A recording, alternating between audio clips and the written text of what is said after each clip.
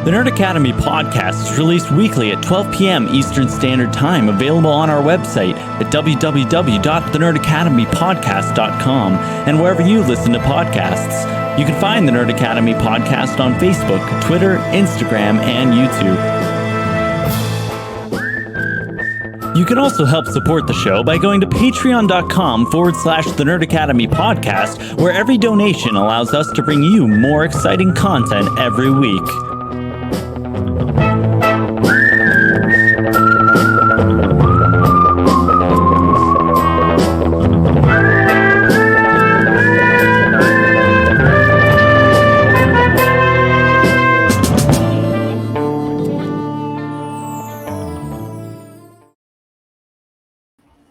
Good morning, class, and welcome back to the Nerd Academy Movie Club, the show where your favorite nerds sit down and watch some movies.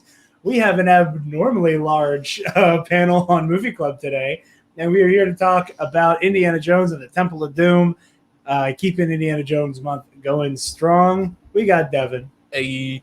We got Spencer. Hey. And yeah, Temple of Doom time, guys.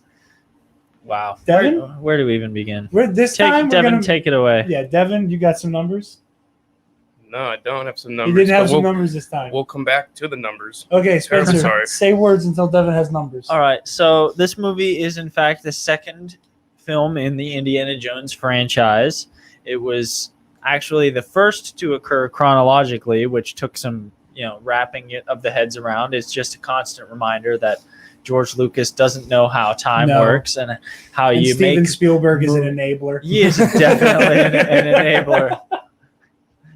But it is chronologically first, and through that we did note it. We picked up on, I think, more specifically and more vocally during the commentary, we picked up on some of the changing tropes in and characteristics in Indiana Jones. Yeah, and the fact that there's some using the pretty word you use, some antiquated things in this movie. Yes, that I don't think this group of people is exactly qualified to unpack the antiquated nature of those things. No, aside from saying that they are antiquated. Aside from like looking at something and saying, "Hey, that's antiquated."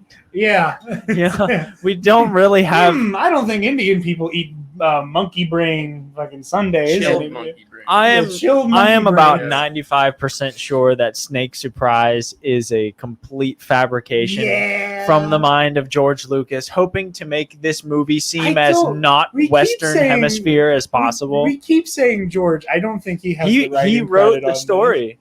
That's what it says. says. Story by George. Story by George. Oh no, George. Story by George. You heard it here first. I watched the movie and I didn't catch that part. So not doing my job. I paid attention to the credits this time around. I was looking for Kathleen. Yeah. And I found her. Yeah.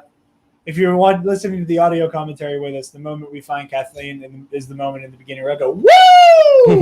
Yeah. Because I love Kathleen Kennedy. Yeah. I apologize also for singing along to the score, because if you started the movie even like an eighth of a second before or after me, then it's going to be super annoying. I apologize. It's okay, buddy. I couldn't help it. That was mean. I'm sorry. I don't know why I'm just so mean to you on air sometimes. It started with the could you blow your nose into the microphone? And I haven't stopped. And it's been really uncalled for. And I'm going to be honest. I'm sorry. I will allow it. Okay. That's friendship right there. That's friendship. That's camaraderie. I pick on him off the camera. Yeah. So it's only fair that he gets to pick on me on air. I know, but I got like real aggressive a couple times during the audio commentary for no reason. Devin, have you found the numbers? I found the numbers. So guys, Indiana Jones and Temple of Doom came out in 1984. It has a 7.5 out of 10 on IMDb, an 84% on Rotten Tomatoes, and a 57% on Metacritic. So pretty diverse. Which is better than I Reviews expected. Here. Pretty diverse. The budget of the movie was $28.17 million. And the total return as of today is $331 million. That's what you call a good investment. That's profit. That's bank. That is. In the words of friend of the show, Hondo Onaka, they are staying profitable. That is like a what? Quick maths here. So that's like 25,000 or 25 million. Yeah. There's 4 million in, or they made back like 12 times their. Yeah, They made their like money back. And then some. 1,200% Yeah. profit on that. Still So says it's PG on Google. Yeah. though. Yeah, it's PG. this is the movie This is that the made movie- that Oh. made the the MPAA Yeah. realize we need something between parental guidance suggested and this movie is for big kids only. Yeah. And so they were like, how about 13? Yeah, 13 sounds good to me. How about you? So, Now, if I'm not, and I think I'm right on this. You know what the next movie Spielberg did after this was? extraterrestrial. He went from this right into Hook. And I say What? right into Hook. Also had like a very fraught production, and like it kind of it had its issues like getting out there before it made its way into Spielberg's hands. But where Young is it? Sherlock is a Spielberg. Yeah. That's right. You had it. Remember On the right more. 3 in. Next movie was Gremlins. Goonies. Yeah, Gremlins. Oh, it was Gremlins. It wasn't Hook. It was Gremlins. These are in He did the order. Money Pit. Yeah. Who Framed Roger Rabbit. Where the hell is Hook? Where the Hook Wow, is. for some reason I thought it was like super early, much earlier. Okay, well, I am wrong. I am a big enough man to admit when I am wrong, in the words Dude, of it's Thanos. busy. Yeah, right? Holy crap. But like what you just said, though, I think is like something emblematic of Spielberg. Is that like when you say Spielberg, you know, you think like just looking at the screen here, like you think of Jaws, you think of Close Encounters, you think of Indy, E.T., you know, Poltergeist. I think Hook, because, you know, Yeah. some of these, I'm trying to, He did an Damn. American Tail. yeah. My guy was busy. Okay, so not all of these are ones that he directed. Oh. Like I was gonna say, Back to the Future is not him. That was directed by Zemeckis. Like, I know he has credits on Back to the Future, but okay, that makes sense. Some of these are He- ones that are, He is credited somehow. yeah, like Money Pit was not him. There's I was Kathy going to on say, that one, seems though. outside his wheelhouse. Yeah, there's Kathy though. Kathy Kennedy's in there. Get Anywho. it. My girl. But But yeah, going towards PG-13, what a darker movie than the first one. Yeah. Like I know in the first one, like the Wrath of God killed a bunch of Nazis, but like yeah. Jarod, I think, started to bring up a decent point, whereas like the first one is much more classical, just good wholesome action movie. This one is more like, how did you put it? Well, like the tone that this movie has is really weird because, as we were joking earlier, like this really dark and intense movie begins with a full-on musical number, and like you Yeah. go from anything goes to like ripping hearts out of people, and it's horrifying, and there are elements of this that like feel like, you know, where if Raiders is like Raiders is almost this like conglomerate of like this type of movie. Like you can like put all of this like these like high adventure type movies, you know, we're going after this artifact type stories in a blender, and you kind of, and like the best outcome is Raiders of the Lost Ark. Yeah. Temple of Doom almost feels like a pastiche and is like a self-aware commentary on those types of movies in turn, which it feels weird, like Indiana Jones. And again, like you have like the in-universe and the in-story I don't say excuses, but like reasoning of, oh well, you know, Indy's this like, you know, kind of callous, they use the term grave robber guy in this one, but that's because he, like, this movie helps him grow into the hero we see in Raiders. Yeah, that's true. But like this movie is almost like, no, we're not gonna paint him as this like damn near superhero. No, You know, not he's- at all. Indy gets his ass kicked a lot in this movie, and not in the fun like, oh, Indy gets his ass beat, but he gets back up because he's the hero type way. Indy just gets the shit kicked out of him a lot. Yeah, it's okay. It's not visible on camera. You don't have to flip it upside down. no, I am wiping off the condensation. Oh, okay.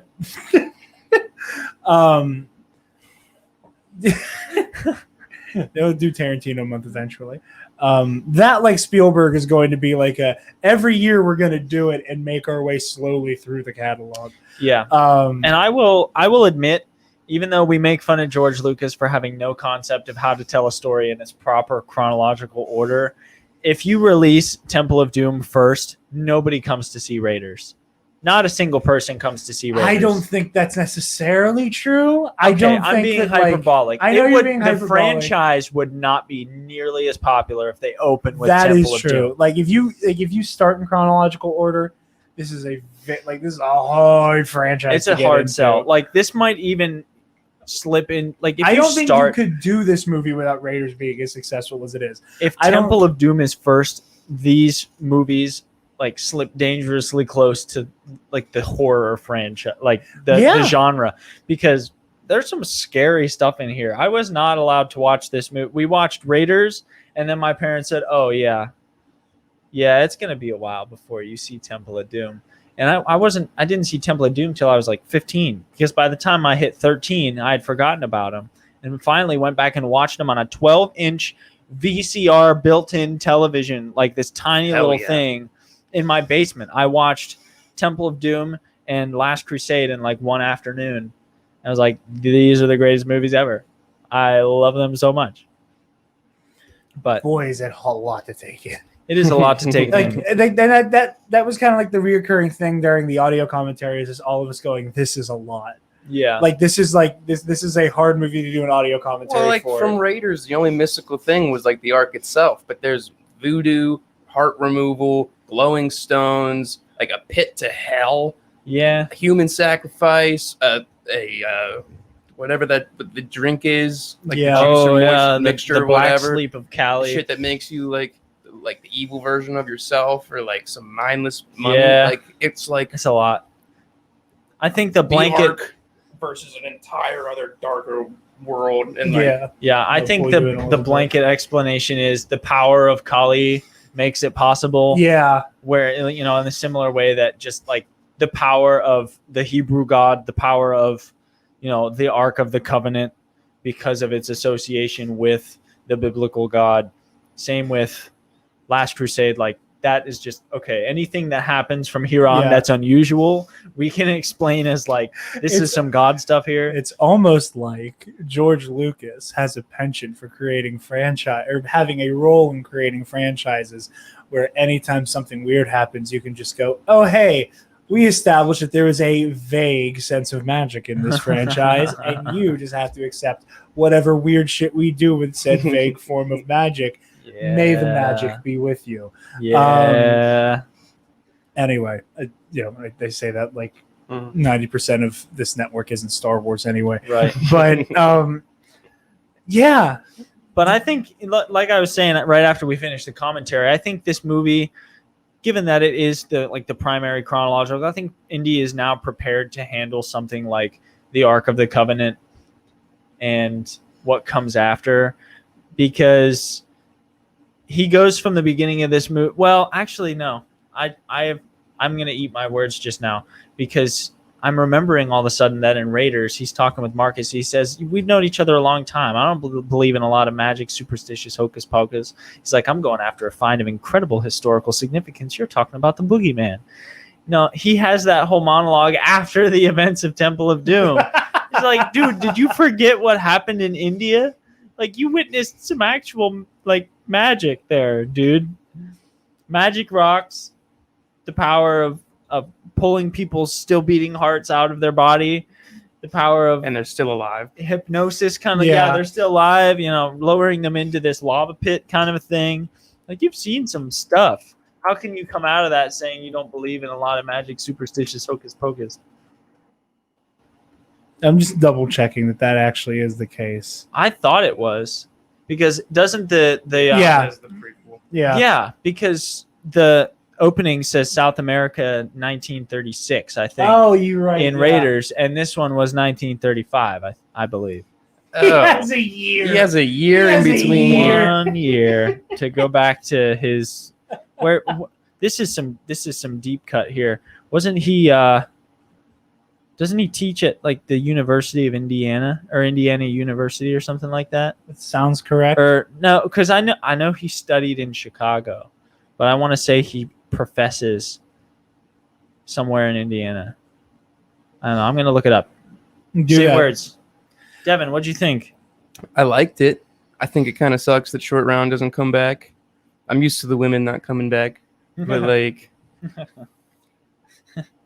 Sorry. it was. sounded way more depressing than you meant it to. Oh yeah, but That's why I'm laughing. Like the women never come back. no women never ever come back. But like it was. It's okay. Devin is a lovely lady that I got to meet recently. Thanks. She likes the show. Yeah. and she loves Indiana Jones. So like. Oh, I'm glad Trying she. to- I hope she's Trying to enjoying just do these. right by everybody right now, but like staying true as well. It was fun. Yeah. It was fun. The roller coaster sequence at the end. I feel like if I wasn't like a tad hangry at that point, I would have been like more involved and more like, let's go, Indiana, like let's go. I don't know. I was easier for me to get into the first one than this one, I'll say. So, although I don't know what was really wrong with this one. If anything was wrong, like it wasn't as dump exposition on you as like that one scene in Raiders was, but it did feel kind of complicated, I guess. Like, we were BSing and talking and everything, and I'm trying to read subtitles and also just like willy-nilly, like Indiana Jones, woo! But Yeah. yeah, I'd say I wouldn't know what was going on the entire time, but I also didn't feel like I needed to. Like I understood like evil. And that basis understanding got me through everything of like not questioning everything. Uh-huh. Yeah. No, this franchise is just so fun because everybody, like when you ask people, like you look at somebody, you take them off the street and you go, I'm gonna say a movie title, and I want you to just like, I'm gonna say like just the concept of a franchise, and I just want you to tell me the things you think about. I feel like most people, when you go, what do you think about when you hear Indiana Jones? Their knee jerk isn't the mysticism. It's high adventure. It's the whip. It's the hat. It's Harrison Ford's attitude. You know, like they don't. It's so weird. Like rewatching these movies is every time I have that a moment of epiphany again, where I'm like, this isn't just an adventure movie. Like it is deeply supernatural. Yeah. Mhm. And I know every time. I know that we're ripping hearts out in this one. I know what's going on with the Ark and Raiders, and I know the Holy Grail and Crusade. It's just so funny because like you get lost in the iconography of the franchise and kind of forget for a moment where it's like, oh yeah, this is like also really fucking weird. Yeah. And really mystical. Things are happening that are wild and like fictional. It's like, I don't know. I miss the Nazi monkey. Yeah. I miss Don't we like all? that part of like, I guess like the fun in like movies like this. Yeah. And this is absolutely, and that's the thing is that like this movie's at its most fun when it's like deliberately being silly. Yeah. Like when it has like the ridiculous opening musical number and like all the craziness in Club Obi-Wan. Right? Every single villain had like an over the top laugh, chuckle. Like, I get that it's purposeful and like Oh my god, the villains in Shanghai. They just that scene was funny. funny. It's just like, you want to kill me? Well, I'm going to kill you unless you do this. Oh, you might have thought you won, but guess what? Like, I'm going to shoot your guy real fast. And like, it's just layers and layers and layers. Followed up by one of the most like we've seen like all of the kills in this movie. Oh yeah. The Nazi brute who gets propellered. Yeah. The wrath of God wiping out a Nazi platoon. Yeah. Like out of all of that, I stand by what I said during the commentary that I think Indy kebabbing the guy who shoots Wuhan is the most disturbing kill. Like that is the one that every time I'm just like, ooh, because they Yeah. linger on it. They really linger on the Yeah. flaming kebab and the guy going, oh, okay, good night. Oh. You know. Yeah, this so much. Temple of Doom is so much. And a like lot. yeah, and like but like the opening is so much fun. And you get like the fun moments, like like you and I laughing, with Short Round, like they're like cheating. They're both cheating while they're playing cards. Yeah. I am very little. You cheat very big. Like that's fun. That's funny. And then like it just makes this hard turn, into the heart ripping out. Right. Again, Devin makes that $5 worth it. That was Spencer and I both between like the snakes and like the removing of organs without even Yeah. breaking skin, and then I don't There's remember just all the no moments I guess. half measures in this movie. Like, if they say, you know what, we're gonna have some really supernatural, crazy violence, and then the guy's like, great, let's rip somebody's heart out, and then have it still be beating and them still alive, and then we'll light while them we on fire. lower that victim into like this hell mouth, the The heart will lights catch on fire. And then somebody else in the room is like, okay, like maybe we should establish a little bit of sexual tension between Willie and Indiana. And somebody's like, 5 straight minutes of horny foreplay. Ready, go. And so they're all just like, yeah, let's make it happen. Yeah, good. Meanwhile, the guy who like blew his load of death by kebab in the first 5 minutes is just twiddling his thumbs. Yeah, he's 'Cause like, that's all he had. he's like, all right, I said my piece. That's all I got. Yeah. We're still gonna kill it with a kebab though, right? Yes. What about this, like the steamroll guy? The That- guy that's not quite as bad because he just kind of disappears and then there's a red streak. But like, you can use your imagination. That's a bad way to go. It's a really brutal kill, but like again, in the same ways that like this movie feels like this weird pastiche of the one before it. Like it's almost beat for beat the Nazi guy who gets propellered.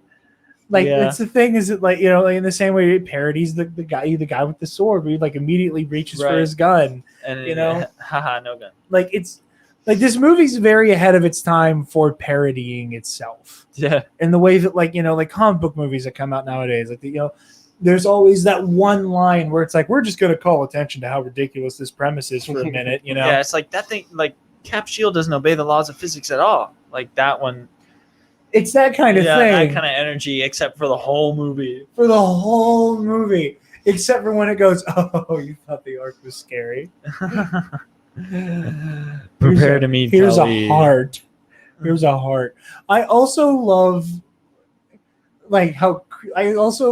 crazed, pissed off Indy a lot in this movie. Mm-hmm. Like between the part that we were all laughing at with him poking his head through, it's like we are going to die. Like, Which I absolutely love. I said this in the commentary. I was like, Harrison Ford turned his visual, like facial emotion up to 12 just for that 2-second cut, like bringing all of the muscles into play to distort his face to make it look so angry and so like immediate. It was just, I laugh every it time. is a very funny It's bit. funny. But with that kind of stuff, I kind of lost my train of thought there because I got distracted by how funny that scene is. Parodying itself. Oh yeah, with parodying itself, like you have those silly, funny moments, and it's like, oh yeah, like it's just really funny and really weirdly ahead of its time, doing that kind of thing. Almost, unlike some other movies, though, I'm not positive. I wouldn't even venture a guess that it was on purpose. Like, I think this is I feel almost like accidental. you think so? I think here's what I'm thinking. I'm thinking the first one went off great, and they were like, okay, let's try something new. Let's maybe up the ante a little bit, push the envelope, and then it happened, and they, like, in retrospect, were like, yeah, we kind of went a little ballistic there. It's like we probably should have left our heroin at home that day. And then they were like, let's tone it down for the third one. That seems to be what people like the Bring it best. back down a Let's little bring bit. it down. That's what seems to me like happened there. Does the third one have like a villain? because I feel like this one really kind of does it. It Like, it's- definitely does. Yes. This the is third like- one or this? The third all- one, they directly and- fight Adolf Hitler. And also, Oh. I'm kidding. Oh, Not exactly. yeah, he's not is it like an entirely I'm not implied- kidding, entirely incorrect in lying to but you, he's kidding. Okay. but I am kidding. Okay. But the spirit of what I just said is not incorrect. All right. Good. I would say that this movie almost has the most direct antagonist of any of them. Yeah, like you Because have- with this yeah. one, it's with the first one and the third one, it's like we are the good guys. We are after this thing for good guy reasons. We are the bad guys. We are after this thing and we for are selfish bad the guy Nazis. reasons. Yeah. And then the second one, it's like we are after this to save a village, and the bad guys are like we are after this so that we can literally take over the entire world as immediately as possible and human sacrifice and whatnot. Like at least the Nazis had no immediate plans for human sacrifice. I never thought I would be speaking on behalf of them, Yeah. but like as antagonists, they are less scary to me than the Thuggee. I think it has to do with the fact that like the way the Nazis are framed in these is that like they are very much the faceless villains, like very stormtrooper. You like obvious puns there, and you know the obvious historical ties between the Empire and Nazi Germany aside, like they are very much like the easy villain to have in this franchise because of the time period of which they want to set it in. Yeah. And I think that, like, let's say Temple of Doom isn't a prequel. Like, let's have, like, all of the same tone, but have it be that Indy's still fighting Nazis. It would This feel so movie would be a weird. lot harder to watch because it would be so definitely weird. directly address the real-world atrocities. Hmm. And that would be a very hard pill to swallow in the middle of your adventure movie. Yeah. Because that's But it would be such a- definitely where that would go. It would be such a strange tone shift to have the same like general antagonists, yeah. but with So you do the weird, like, and again, like, this is where, like, the, you know, outdated, antiquated kind of, like, tone or the elements of the movie come in, where, like, you know, the whole stereotype of, like, the mysticism of the Orient, oh yeah, you know? So, like, well, what's like, okay, so we have our villain, and they're just, like, he's literally just, like, an evil wizard from Asia. Like yeah. he's like that's literally like the whole thing. And again, the whole franchise is like kind of like put like the whole franchise kind of asserts that there are mystical forces. Like by the time you hit the halfway point of Raiders and you watch the arc start to like burn through its like the box that crate. it's in, Yeah, you're like you very quickly okay. go, oh, like it's actually magical. Like something supernatural is actually happening. Yeah, So like from that moment on, like once you're told there is like real magic in this franchise, it's something you just kind of accept. But there are still weird stereotypes that I think haven't like it's nothing incredibly egregious. I would not say that like this movie has like a like again this come from fuck white guy. yeah. You know, like again, don't know what I don't know. Like, but there are still elements to get a little there. But Yeah. I think you spoke very on the nose about this movie leans very heavily into the trope of like the mysticism of the Orient and like the fact that we see it as like there's a very mystical spiritual quality to Asia, to like especially like Southeast Asia. We're talking like Thailand, Vietnam, even India. Like it is rooted in the fact that it is so vastly different from Western civilization that the reasons they do things don't make sense to us. The process of their spirituality functions on a very different level than most things that Westerners encounter through their lifetime. So it has a very mystic quality. You have the like the Shaolin monks who shave their heads, who dress in orange robes. But is that really so different than like a Capuchin monk, than like an Augustinian that have like that Martin Luther looking, yeah. bald spot on the top, and it looks like they're just wearing a headband of hair. and they've got their red robes and a rope tying it all together. Like, is that really so different? But because the religion itself is so far outside of our reach of every day, like we live in Latrobe. Name one Buddhist that you know of. Name one Hindu in Latrobe. Like, it's hard to do because we are so far removed from any of that.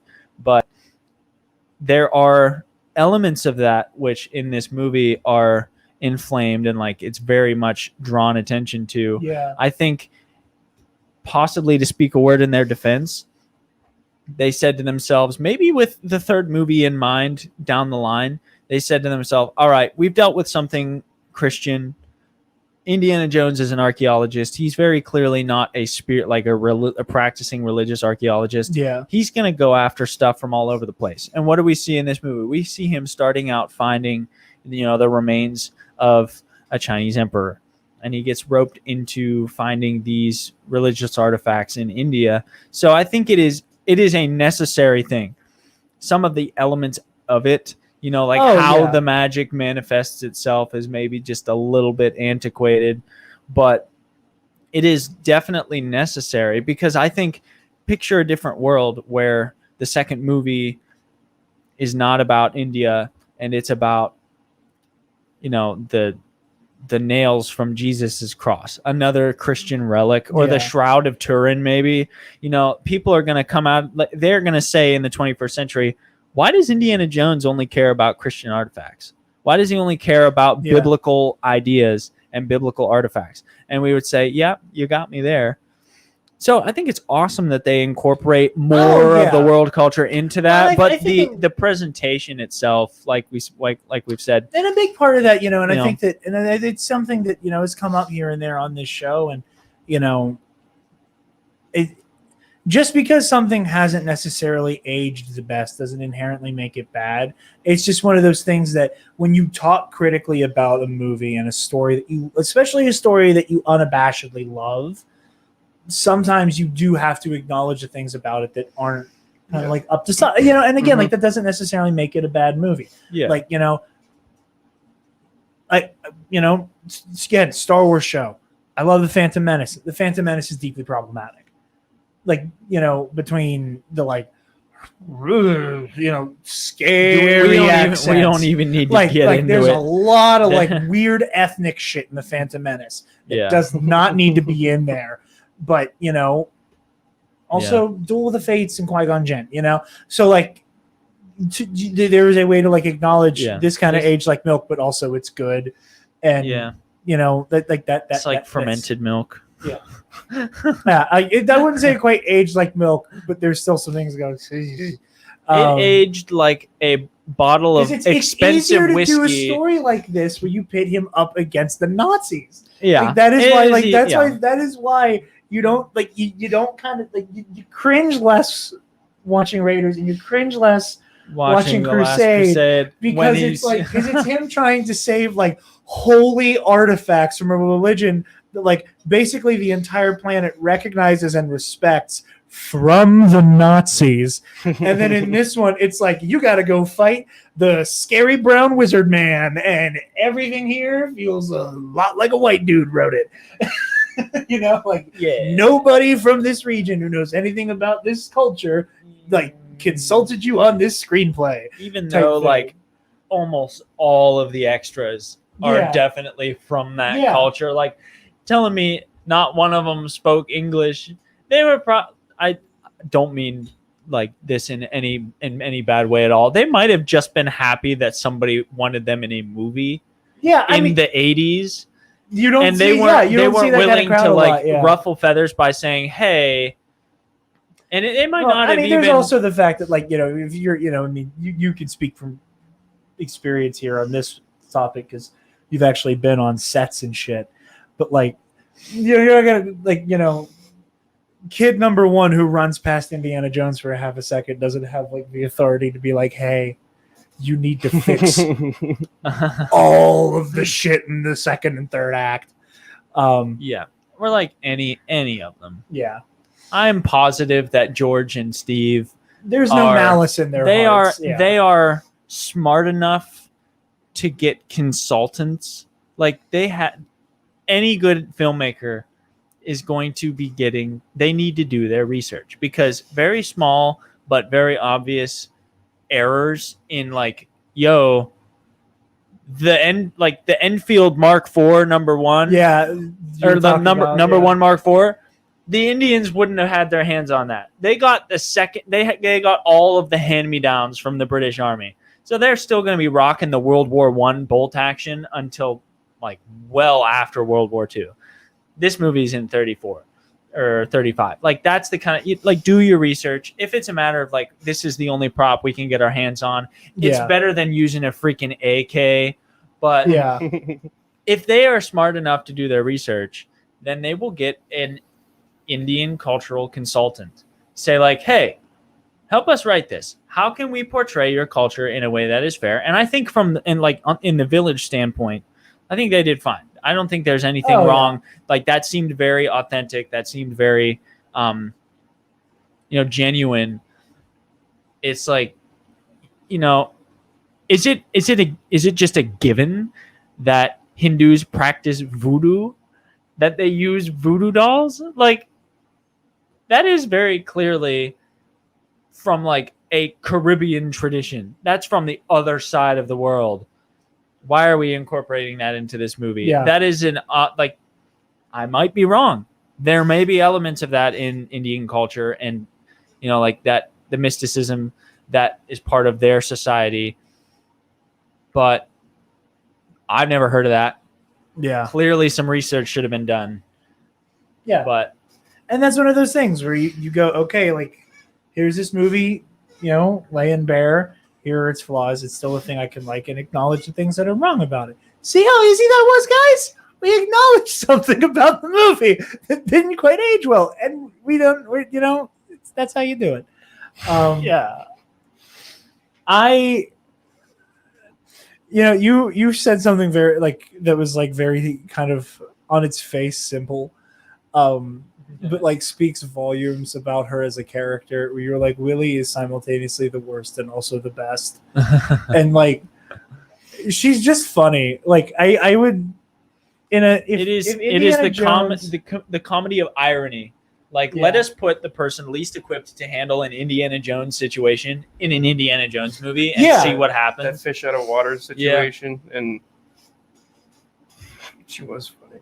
It's fish out of water, because who's his companion for the last one? Marion. They have a history. Her father was a part of this has stuff. A background in it. Yeah, she's lived this life.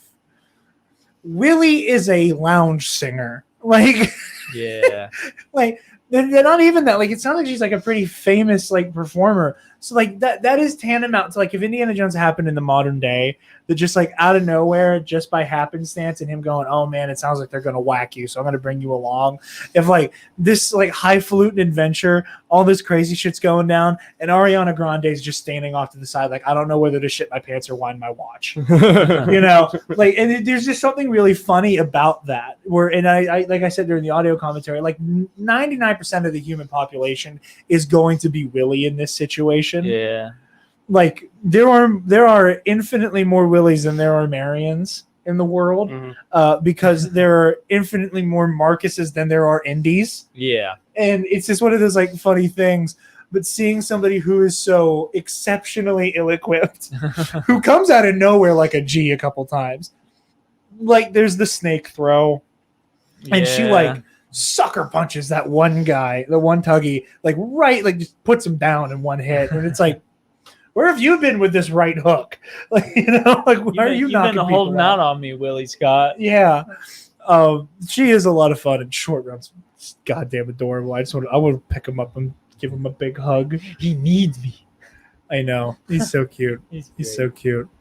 Devin, we've been ranting a lot, and you haven't gotten a chance to say much yet. I think you guys make good points, and things I think some things are outdated. I don't think that George and Steve just didn't care. Yeah. But I also think it wasn't it's a simple overlook. It was a simple overlook. I don't think there's any and I don't know, nothing sinister behind it. Exactly. Yeah. It was just a film in the 80s. Yeah. Essentially. It is in fact a film from the 80s. Yeah. From the 80s, and when you're watching it feels like a film from the 80s, which is fine. It's a great genre. It's I like that it's silly.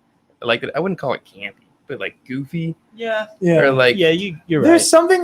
That's the thing. Like this movie's silly, but also so scary. Yeah. Like it's such a weird there's tone. a big twist between like the musical number in the opening and then like heart removals and things. It's kind of surprising that they're both in the same movie. Yeah, But it's also kind of cool that but it's you don't both in have the that same weird movie. moment of it being jarring either. Where like No, it becomes it's like, where it not. goes like, how is this the same movie? Like you could almost make a comparison to like, Suicide Squad in 2016, where it's that like, how is like all of this the same movie? Yeah. Where you're trying to process that, or like there's a tone shift, or like, like there are some movies that are like, for example, Guardians 2. You and I talk about this all the time, where like the movie wants so badly to be heartfelt that can't help but be really, It can't do it. in our opinion, It's a terrible unfunny movie. in some places. It's a horrible movie.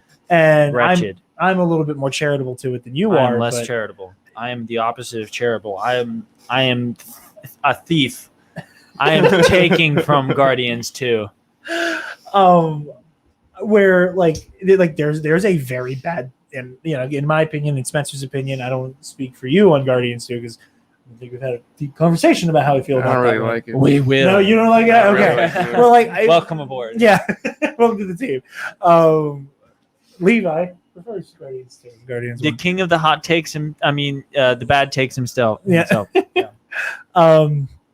It's like it has a tone issue in my opinion. A very And serious one. it's really distracting. Of but course, this that's movie- his favorite. I'm sorry, but of course that is Levi's favorite. I'm not surprised. I'm disappointed, but I'm not surprised. I don't have that here. I don't know how. I don't know what is I don't know what the what they do right here that anything goes. And It's just like they give it a Indy freaking- being possessed and beating the shit out of people and trying to sacrifice. Yeah, but they took a second after that was resolved. Like he hugs Shorty and he's like, "I'm sorry, kid," and it's like, okay, that's a moment. And, There's resolution. Willie slaps him, and then he's just like, "It's me," and then she's like, Oh, and let me kiss graceful him. hug and kiss, and then it's like, okay, something's happening. We need to move on, not just crack a joke. It lets what's happening happen, and then appropriately segues into the next thing. Yeah, Yes, appropriately. but it's still Oh, it's still the wild. fact It's that it still all wild. happens It's still in the wild. same The fact movie. No. that it occurs to me that I am not being jarred by the tone. I'm being jarred by the fact that I'm not jarred by the tone. Where it's why does this work so seamlessly? This is all the same movie, and it's incredible. Yeah, you have the giggling, mob bosses in Shanghai, with the whole what is this? Oh, it's antidote for what? The poison you just drank. That shit. Within 40 minutes, really brutal death. But right before we get to heart pulling, it's Harrison Ford with the face acting of the century, right? With "We are about to die," We are going to die. It somehow all fits together, and It's that is brilliant. the most impressive thing about this story is that the tone just works. I don't understand how. I don't know what they do to earn this tone consistently not being really distracting, but they did it. Yeah.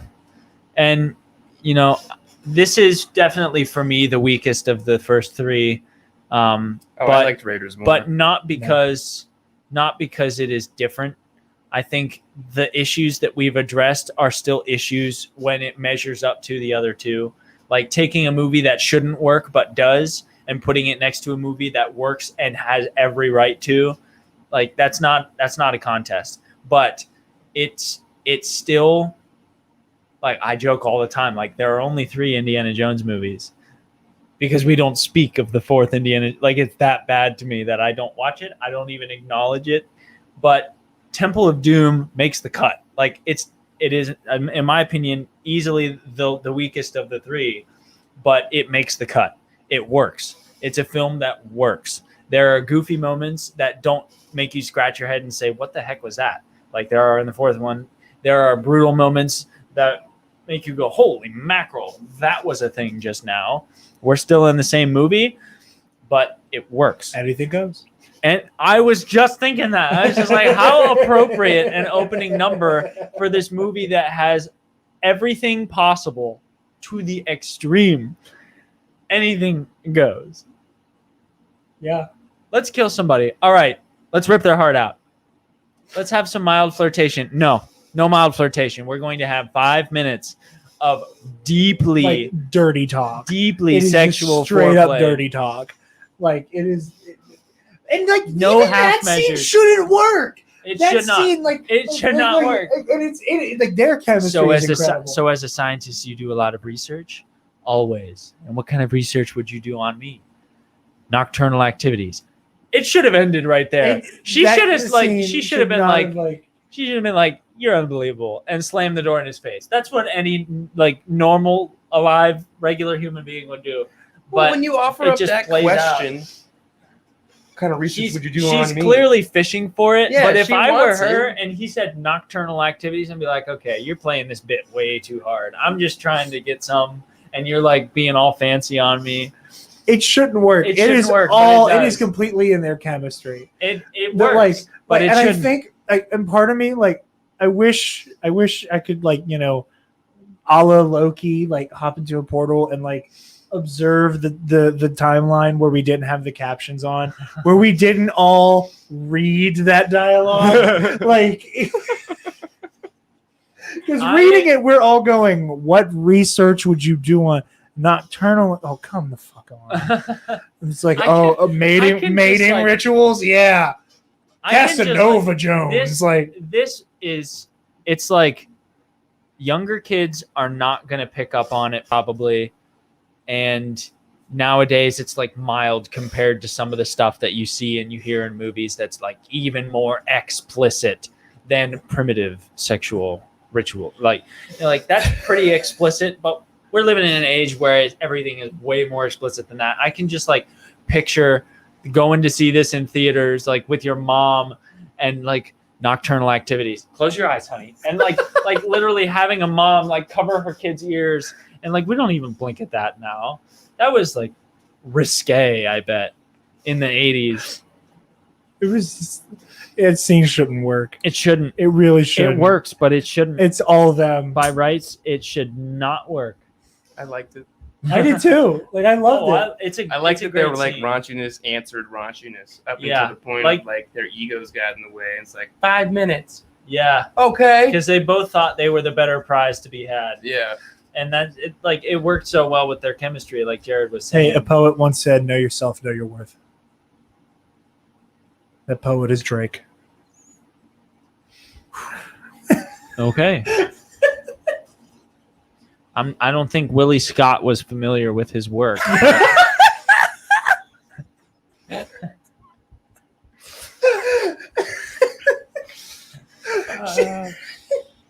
What Willie, is Willie short for anyway? Willie, Willifred? I hope. That was good. That was good. Now I want to see Willie Scott just bumping some Scorpio, or Scorpion rather. Yeah, I think are we ready for final thoughts and letter grade? Is that where we're at? I think nothing else really jumps about me. It was like Yeah. one we haven't covered, and two is like anything goes. So Anything goes. All right, Devin. Final start thoughts and us letter off. grade. I liked Raiders more. I liked the flow of Raiders more. Like in the beginning, it did feel very like glorified side questy. I think that is just because it's the sequel to Raiders and like, you know, how things just played out. The sequel prequel. The sequel prequel, which like I don't have a problem with. It was just different. I think it's like taking me a sec to like I'm sure if I watched it again, I wouldn't give a shit as far as like the build up to it goes. It was fun. It wasn't as fun as Raiders for me. I liked the magic. I liked how like, you know, still had those oh my god moments and like where I'm freaking the hell out. But something about it, I still don't really know what it is yet, but something about it just wasn't my favorite. And it's compelling me to just say like B. Okay. A B for Indiana Jones and the Temple of Doom. That's where I'm at. All right. Spencer, final thoughts on letter grade. I've said it before. This is the weakest of the original three, in my opinion, but it's not a bad movie. I think Original 3 implies a 4th.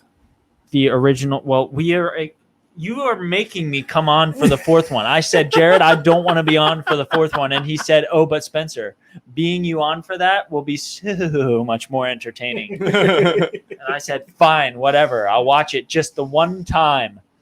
But it is definitely the weakest of the three, but that is like comparing an average movie against two really, really good movies.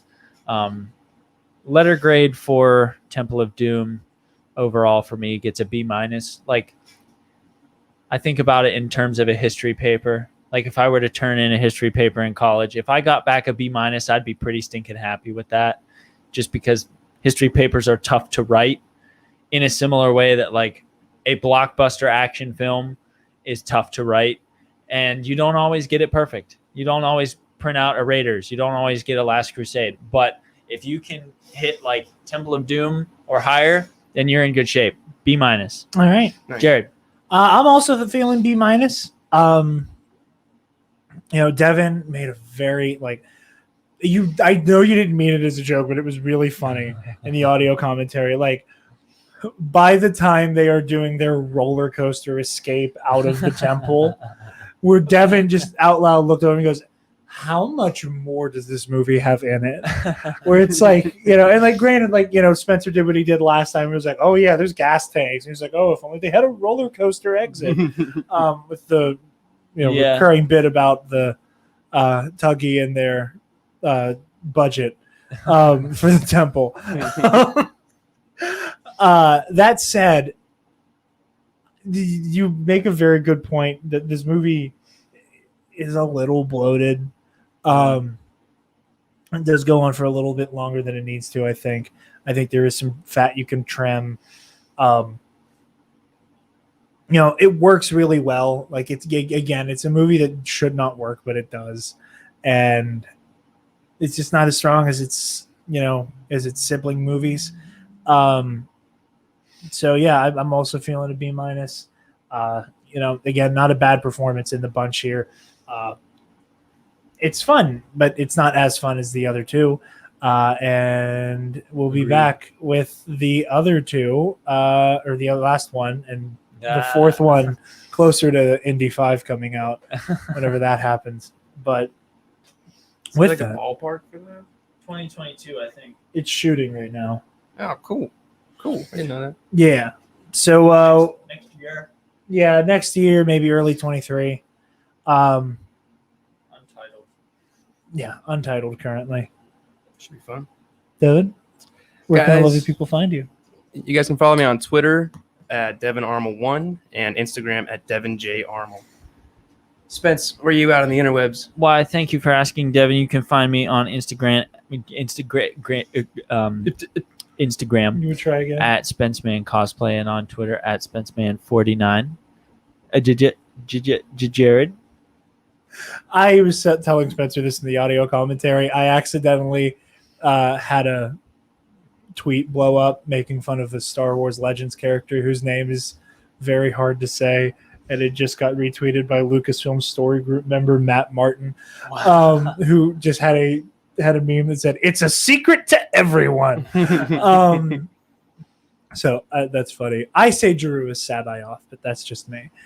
Anyway, you guys can find me on Twitter and Instagram at DarkJedi2552, and you can find the Nerd Academy podcast on Facebook, Twitter, Instagram, YouTube, and on our website, www.thenerdacademypodcast.com, where, if you're feeling generous, you can donate to our Patreon page. Speaking of our patrons, thank you to our $10 alumnus, Feige's Boomer Burner, The Waffle Wizard, Delta 9, Zach Canals, Michael Armburst, and Jarod the Light Sith.